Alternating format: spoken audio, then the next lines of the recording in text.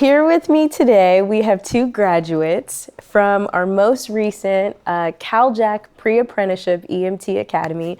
You guys are graduates from the 22-1 Academy, right? Yes, that's correct. Awesome. Well, I'm so happy that you guys are here with me today to talk. I want to learn all about your experience and just, what it was like for you going through the academy. You guys open to share? Definitely. Absolutely. Okay. All right. So, one more time. Thank you for having us. Well, you're so welcome. We're so happy to have you here. And you guys came in all the way from LA. Yes. How was that? How was your travel here? First time flying. I actually was a little nervous in the beginning, but it was easy. You nailed it. I nailed it. Good stuff. And how was your Simple deal. I'm happy. In and out, no road traffic. I was worried for the weekend, but everything worked out. Okay, good. Good. So I would like to start off with just the two of you just kind of telling me who you are, how you got here, how you learned about the academy. I thought a fun way to start off would be like a quick Rochambeau contest to see, and whoever wins the Rochambeau contest can decide who goes first. You guys down? Okay, yes. All right. So I'll do a quick countdown. I'll count down from 3, and then we'll jump right into some Rochambeau. All right. So 1, 2, 3. Rochambeau. Rochambeau. Killed me. Oh, it was a tie the first time. So do you want to choose who goes first, or? Yeah. Okay. All means. He chose you. All right. So Selena, I'm here with Selena and Isaiah. I forgot to say your names. I'm sorry. You're fine. Yeah, but Selena, tell me about, who you are. Who is Selena? How did you find out about the academy? And just how did you get here?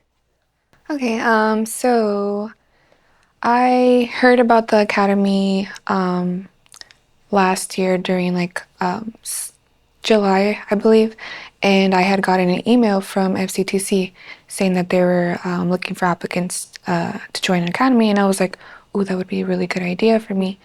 And I think towards the end of the deadline that I saw the email, so I really didn't think I was going to get in, but I was like, "No, I'm going to put in the application," and I put in the application the last day, and I got through, and I went to the interviews, and now I graduated, and I'm here now.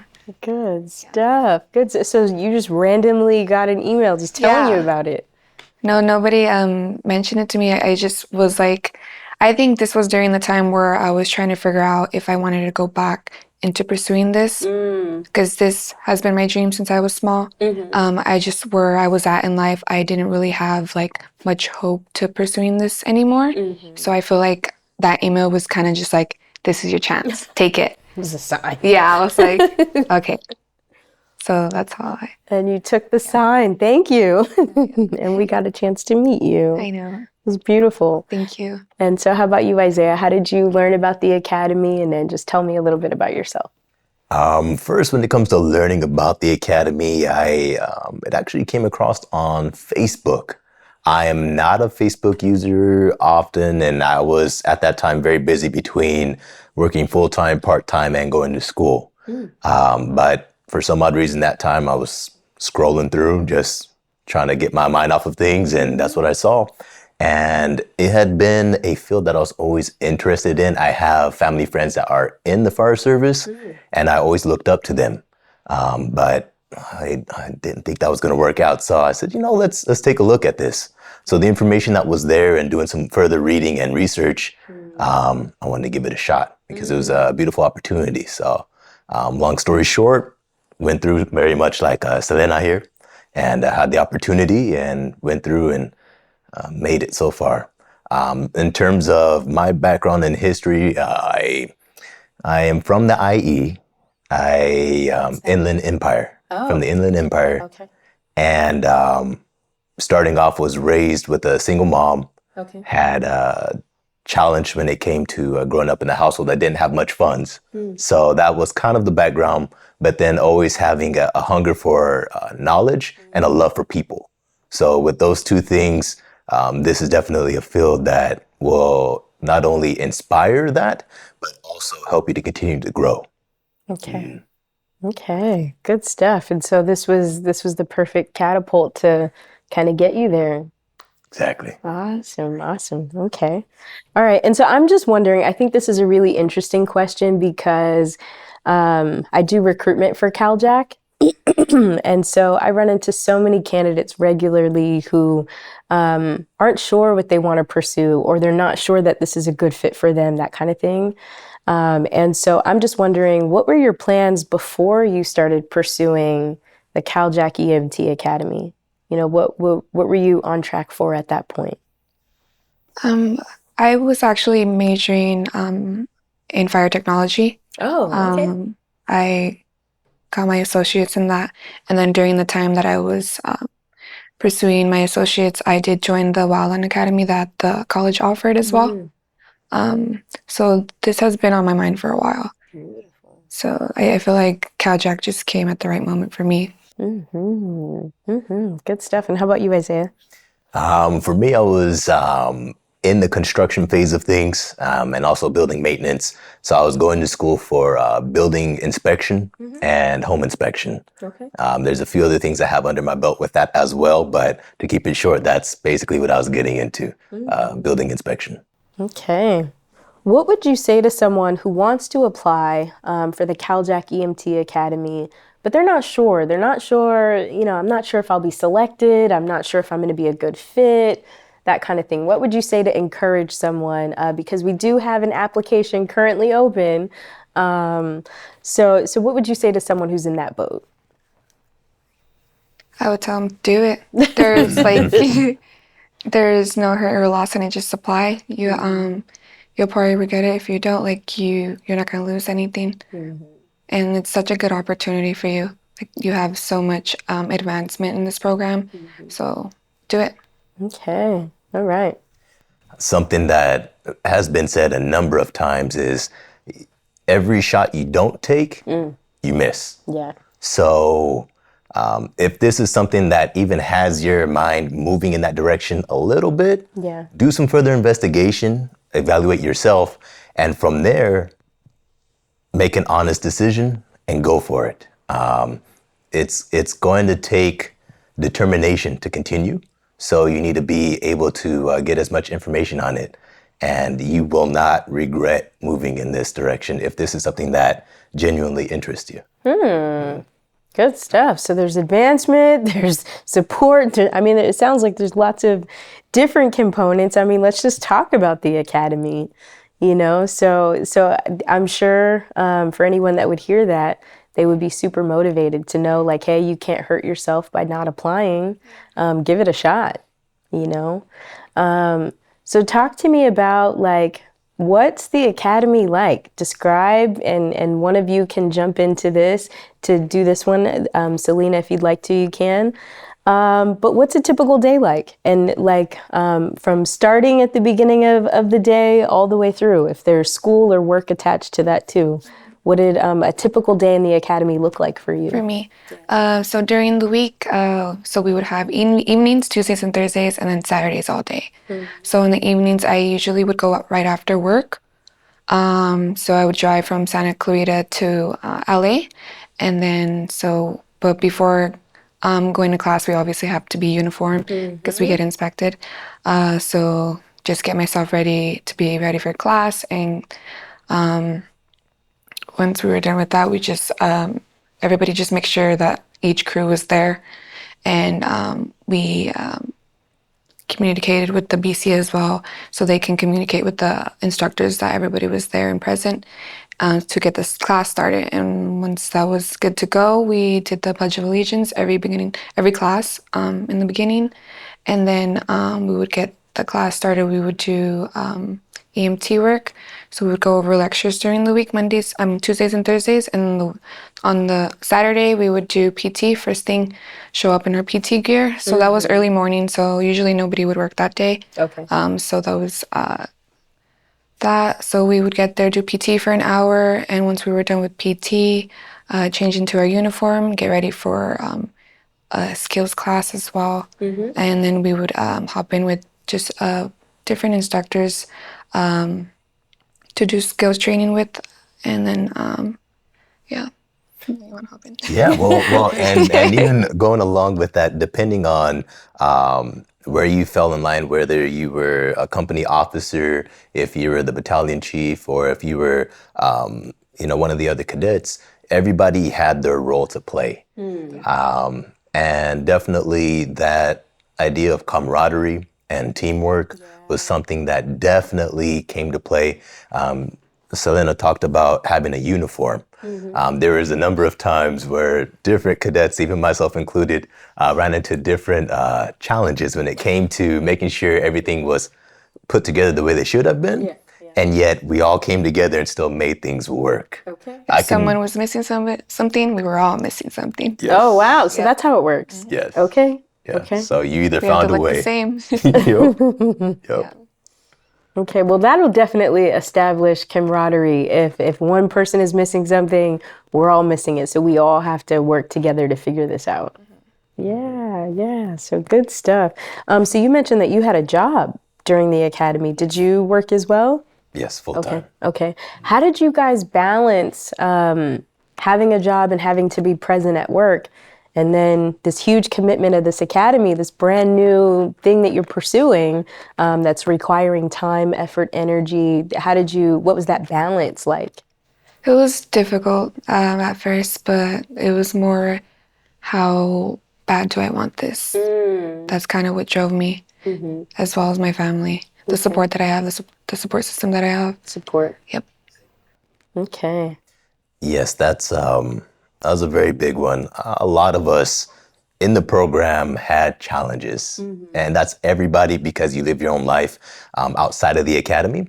But in terms of having a full-time job, having a family to take care of, and other responsibilities, it definitely could have been more taxing if it wasn't for the support that we had from our instructors who understood, what was going on when we were there to talk to them. And they were a sounding board to a lot of us. But that plus each other, being able to lean on one another when things were difficult, and really showing that the humanistic side of the fire service, because of, aside from knowing that the job is going to require sacrifice, you need to make sure that you're there for your fellow cadet. So it was huge. Absolutely. So you had mentioned support, and this was how getting through the academy was possible, So what kinds of support was offered during the Cal-JAC EMT Academy? What did you guys experience in terms of instructors, mentorship, that kind of thing? What existed for you? Well, related to Cal-JAC, I feel like I got a lot of support with the instructors and the resources Cal-JAC gave us. Say if I was struggling in a certain skill or if I was struggling in a certain subject, we were able to practice out of class time with the equipment there, which was really helpful. As support, like family and friends. So everybody at home knows that I want this, knows that this is what's gonna make me happy. So they were always like for it. So their positive motivation helped throughout the process in the academy. Okay. So the whole tribe was on board, just ready to support. Beautiful. And how about you? I'll start from the inside and work my way out. But starting off with our instructors, I'll say that one. There were a few things that came up and I didn't quite understand how to proceed from there. And they were things that were potentially life-altering. And so that was still going to be my goal, to pursue the fire service, continue in the academy, and still maintain the whole family life balance. But that was partially where that struggle was. So being able to speak to the instructors who have both the experience in their personal lives and also seeing other fellow firefighters go through similar instances, it was good not only to have them as a sounding board, but as of words of recommendation and of counsel. So starting from there, and then later on talking with fellow cadets who have either gone through similar circumstances or have a different perspective. That also was definitely invaluable, to say the least. And then outside, there is family, of course, very much so. They were aware of this being the course that I was pursuing, and they were on board with that as well. And that still brought up its own challenges, but there's a lot of help and a lot of love. Even on the outside, when we had the chance to go through to our ride-outs and our clinical time, other firefighters would ask, "So what's the process? What are you doing? And what's going on?" And right. And so they had a chance to, understand what the Cal-JAC was about, and then in turn, kind of see where our lives were leading to the fire service. And they were able to see how they could lend a hand in terms of giving us pointers as to, well, maybe you need to sharpen up on your interview skills, or maybe you need to sharpen up on, your endurance. So there were bits and pieces and gems everywhere scattered throughout the entire program, everywhere from the instructors to cadets, and even those who were working in the office setting. They had other contacts that were able to help us out as well. Those connections with everybody, yeah, that helped a lot as well, because we got advice from like all types of people that were in this field or like were trying to pursue it as well, just to kind of like put their input and just like give us a little bit of tips on what we can do to improve as well, which was really awesome. Okay. Yeah. Okay. And so you mentioned family life. And that, what is that balance like to be in this program 3 days a week? And then you said Tuesdays and Thursday evenings, and then all day Saturday, and then having a family outside of that. What did that look like? I'll curve away from myself and personal, but one of our other cadets in the program, there's three other cadets who had children at home. Three other cadets for sure who had children at home. Okay. I'm married, but I don't have children at home, so I can't necessarily say I understand that. But talking to them and hearing some of their stories that they were going through definitely spurred me on to understand, like, wow, I have almost no excuse. I have my partner, but there's something different from having little ones that are depending on you.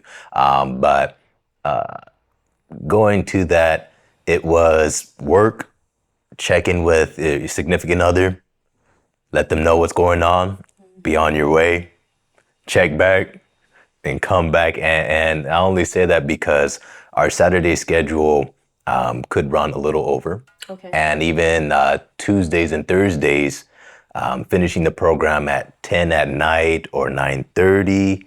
Plus, a lot of us had a long travel, so that's another hour on top of that. So you're getting home maybe at 11, sometimes 12, depending on where you're at. Wow. So there was a decent amount of sacrifice, but again, it was well worth it. And there is always support there. And at every step, and no matter where you were, even if you started to get off track, somebody was always there to, nudge you back on track. That's true. Right. And it seems like you guys all did that for each other, Definitely. I had a lot of support from him and a couple of other cadets, because I was working in an office Monday through Friday when I first started the academy. Okay. And I was trying to have them work with me so I can have at least Tuesdays off. But they didn't want to work with me. So towards the end, I did move, and then I did leave that job so I can continue the academy 100% full time. And I did have to work like part-time, and sometimes I would like do other stuff to like donate and stuff just to make a little bit of money there. But it's because I really wanted to do this, and I felt like that job was kind of like holding me back a little bit just because of the distance. But luckily Cal-JAC like helped a little bit with the mileage and everything, so everything ended up working out. Okay. So like the mileage reimbursement, the support of the academy, the instructors. Okay. And what was your relationship like with your instructors? You're going through this program, and so you're meeting with these people. What did that relationship look like? They saw everything. They saw everything. They saw us down, like they saw like the tears, the sweat, everything. But their support was like super amazing. Like you guys amazing instructors. Yeah, and speaking a little bit to that as well, they were willing to extend themselves outside of the program and make themselves available. There was already a lot of ways in different directions they were being pulled themselves, and both of them, and anybody who came by, we had several other instructors that came in from different departments, and they all had their own families. Of course, all their own stories as well, but they made themselves available, and they were personable. You talked about the dynamic and the relationship. Trying to put this in the best way, everybody would say that our lead instructor was like the principal or the father of everybody that was there. He would walk into class and everybody knew as soon as he walked, oh, get ready, here he comes. And he would wait and he wouldn't say anything but, and you knew already, oh. And then, Who was it? right, you would know who that was. And his fellow partner, instructor Peterson, was there.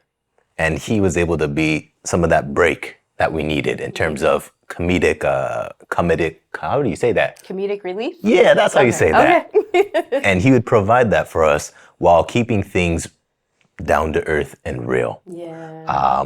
So it was like having the delicate balance between structure, this is the way it goes by the book, and this is how you're going to be doing it. And then here's a little humor, but here's the real life story of this, and this is how it went into play in my life, and this is what happens. This is what you're going to deal with. Yeah. And so knowing that those two were actually partners on the force as well, definitely added to us being able to see each other as we could potentially be working with our classmate. This can be our potential person that gets us back to our family if something goes wrong. So that was part of the dynamic. So you guys got a real life example just within the dynamic of your instructors. Man, I don't know that we could have planned for that even. That's incredible. So I know on the Cal-JAC end, we're always thankful to have partnership from different fire departments. And so to be able to partner with Los Angeles Fire Department in that way was huge for us. And so to find that the instructors have impacted your lives in such a positive way, we can't ask for anything better than that. That's incredible. Yeah. And then how about, let's move on and let's talk about the features of the academy. So you're going through this academy, there's an EMT component, you're in class. I think you had mentioned, or one of you had mentioned, kind of the hands-on part of that. Yeah, skills. Talk to me about like that part of the class, like the in-class portion versus like the hands-on or skills portion of the class. I feel like for me, the skills portion I loved it because you're there, you're doing the job, you're practicing what you're going to be doing out on the field. Yeah. So I felt like it was more easier for me to work. And we were separated into different rooms with different instructors showing us different skills. Okay. So we weren't all together, which was great because then we get more one-on-one time. But that environment was really great for me. I liked doing skills on Saturdays. So, yeah. Yeah, definitely being able to have the book knowledge was a key component. And I only say that because certain parameters are needed to be kept in mind. When you start talking about the normal resting heart rate of a child that's between a certain age range, or when it comes to our geriatric group, what are we typically going to be looking for? So it was nice being able to go from that to working with our didactic, which is all our hands-on skills. And one thing that stood out in particular was dealing with our neonates. One of the for people watching that don't know what neonates is, what's that? That's going to be your basic babies, your babies. You're going to deal with your babies or your preemies or things like that. Beautiful, precious gems, but that there's going to be a high stress call when you're dealing with that situation. In our skill simulation for that, we had this baby that was able to change colors. So it was blue at the time, and it had its own heartbeat and sound, breath sounds that we needed to analyze. And our instructor was there like he was the parent. So you can imagine the energy that came along with that and the stress that was there. And you had your team. So you needed to remember The knowledge that you learned from the book and the lectures to help you decide what's the best decision and the best solution to treat the baby, obviously. Yep. Yeah. and that was definitely eye-opening. And I'm so happy I had a chance to experience that instead of being out in the field on my ride out. So that was definitely a major key there. Okay. Sounds like that was like extremely impactful. Just like, like I can't imagine learning this in the field. I'm happy the practice was like on a baby that turns colors and isn't real. So No, yeah. We needed that, all the hands-on training, because if you just learn from a book and then you're just thrown out, you're gonna be just like, what am I doing?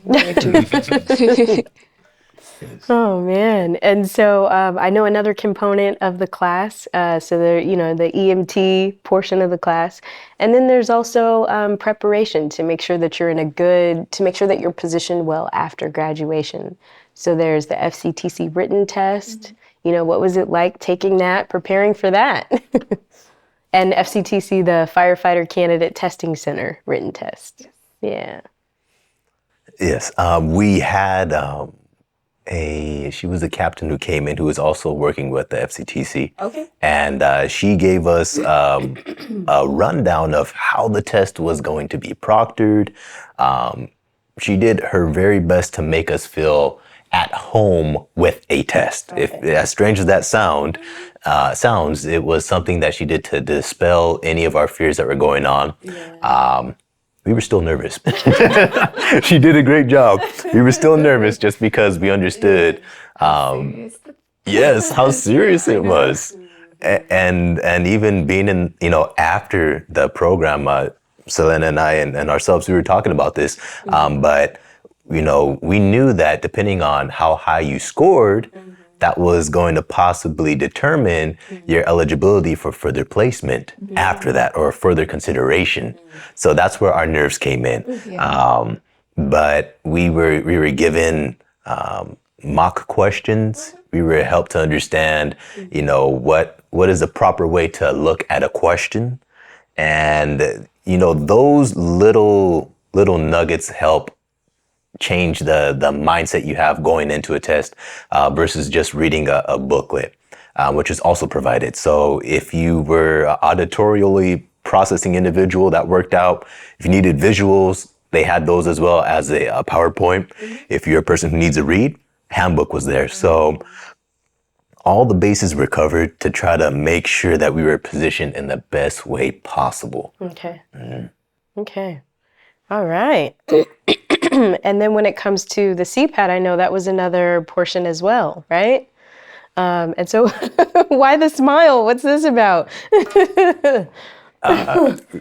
Everybody has their own story with this one, I think. The first time I attempted the CPAT was in 2020. Oh, that was before the academy. That was before the academy. That was before anything. I had, again, one of my family friends that was in the fire service said, hey, if you're going to start, this is where you're going to need to start, but you also need your EMT program to go through, so you get that. But see where you're at physically.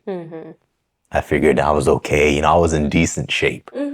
And the first time I went for that. So you have a 50-pound weighted vest, and the first thing you do is hop on the stair mill. I figured that was fine. Got on the stair mill. Selena said no. And I didn't think I was going to make it. And oddly enough, Instructor Kwan was there. Instructor Russell was there. And then we had another instructor there. His last name was Jackson. And later on, I had a chance to talk with Instructor Russell if he remembered that occasion, and he did. And he and I laughed about this, but so he was talking to me about my voice and things of the sort and trying to make me laugh. Yeah. While I was sitting there treading my life away, trying to make sure I didn't fall. So I get off the steering wheel, happy I completed that. Next event is you pick up a hose. I picked up the hose. Another instructor came up, said, run, run, run. I said, okay. First 2 steps were fine. On the 3rd step, my leg locked up and I hit the deck. Oh, no. So needless to say, I was not at the spot I thought I was. Okay. Fast forward to now the program is here and we go through our first practice test. Yeah. By this time, I've already conditioned a little bit. By this time, I already understood the program and what was going to be required for this run through. And I had a little more confidence. Okay. So I think that's one thing that helped me complete the course on that first one. Okay. So and I completed and I got my my certificate and all the cards and everything else that went with that. But on the first round, I was able to successfully complete it. But that wasn't after falling on my face the very first time. So I'm not laughing. I'm laughing with you. It was humbling to say the least the very first time, but it was doable. Mm-hmm. But I think a lot of people probably come to the CPAT course thinking, well, I'm in moderate shape. I can do this. I can take a test. But maybe ill-prepared because maybe they haven't been to the CPAT course before. They haven't rehearsed it. They haven't actually put on the equipment. I think you talked a little bit about, like, are you wearing extra weight or what's that? 50-pound weighted vest. 50-pound weighted For vest. the first exercise, it's an added 25 pounds. Oh, yes, that too. The added 20 pound, like the 10 on each shoulder, right? Mm-hmm. Yeah, that's... Yeah. So big turnaround for you. I think the first time I tried the CPAT was in 2018 when I started pursuing fire tech in college. Okay. Bad. I went in there, I was like, I'm kind of in shape. I think I should do fine. I didn't even get through the first exercise. But look at me, I passed the CPAT in the academy. You passed. Kudos to you. Kudos to you. Kudos to you guys. I mean, I know it's a huge accomplishment. And so you had tried CPAT beforehand in 2018. You tried it in 2020. What did you notice were some of the differences, like going through it on your own and then going through it during the academy with like assistance and preparation and that kind of thing? I think during the academy, I had a lot of guidance with what exercises to kind of add on to my training, just so I can pass the CPAT. Okay. So the instructors had a lot of knowledge from me, like on what to get into, what I'm not doing enough of.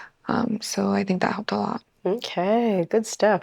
Well, and I believe you were part of the women's prep league? Yes. Yeah, can you tell me a little bit about that? So we went there Saturdays. I believe it was 3 or 4 Saturdays before going into back into the academy. And we were training with them for like an hour and a half. Oh, okay. So basically this was with LA County Fire, and they basically kind of gave us kind of the walk down on how their department works and like what they're trying to like teach younger women in the fire department or trying to pursue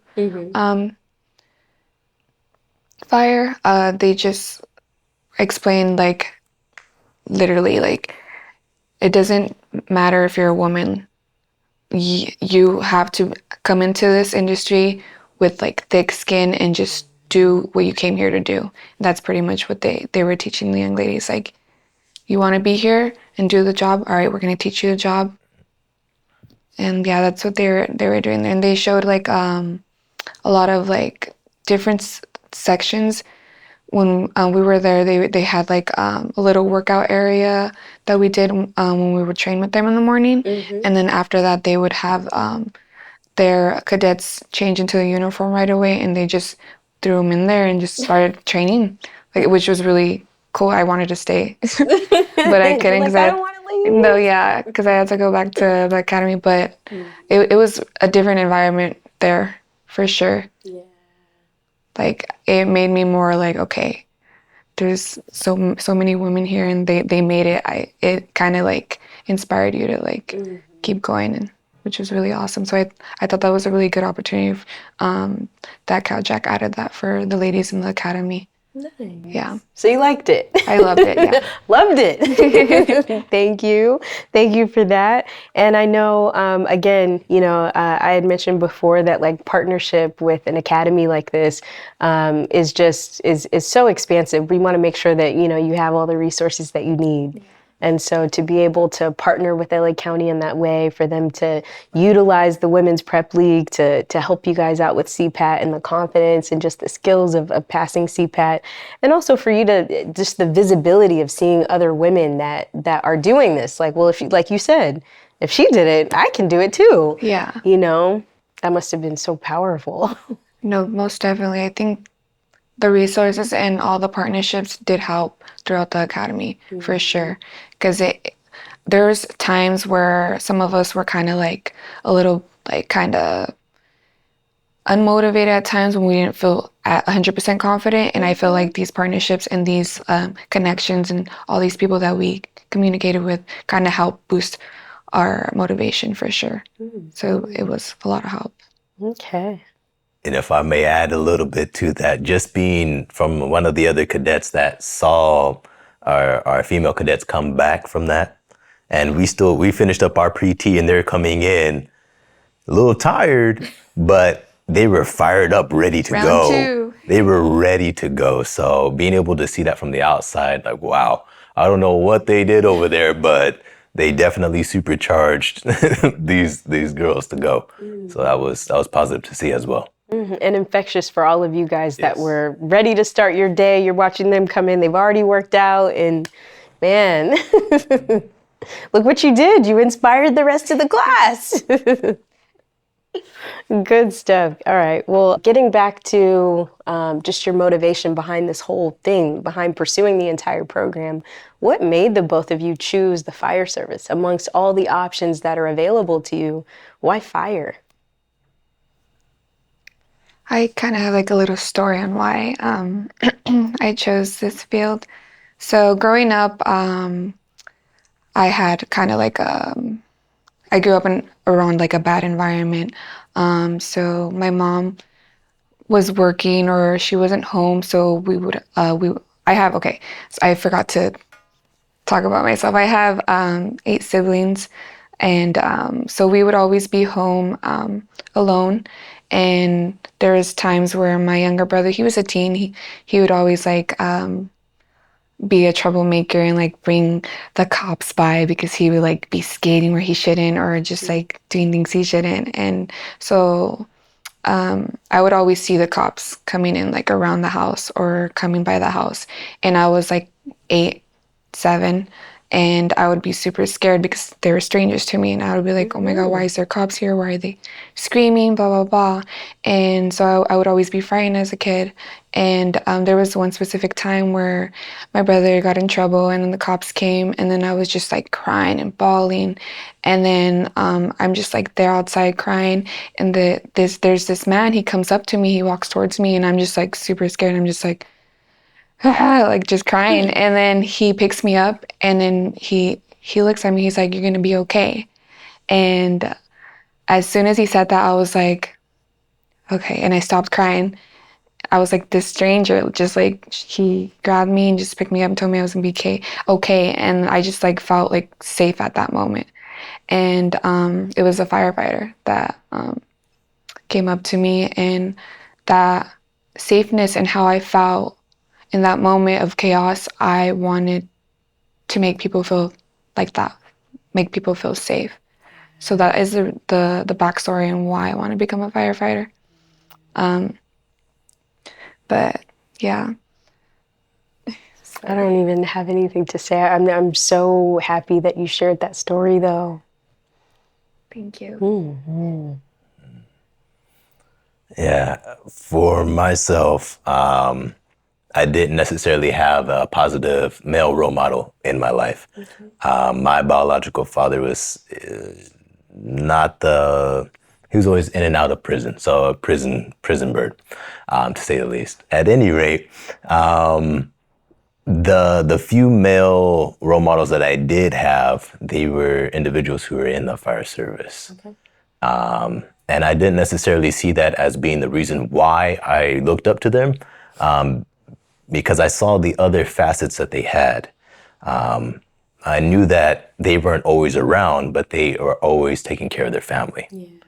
And so when I got to an age to where I was able to finally start talking with them and understanding, what made them tick, and, actually start to get encouragement and direction, they were helping me see how they're taking care of their family in terms of, physically, spiritually, and all areas encompassed, and still taking care of the city. And I didn't quite understand how one person could be a part of something and still make sure everybody's okay, and still be okay themselves and be this strong figure. And so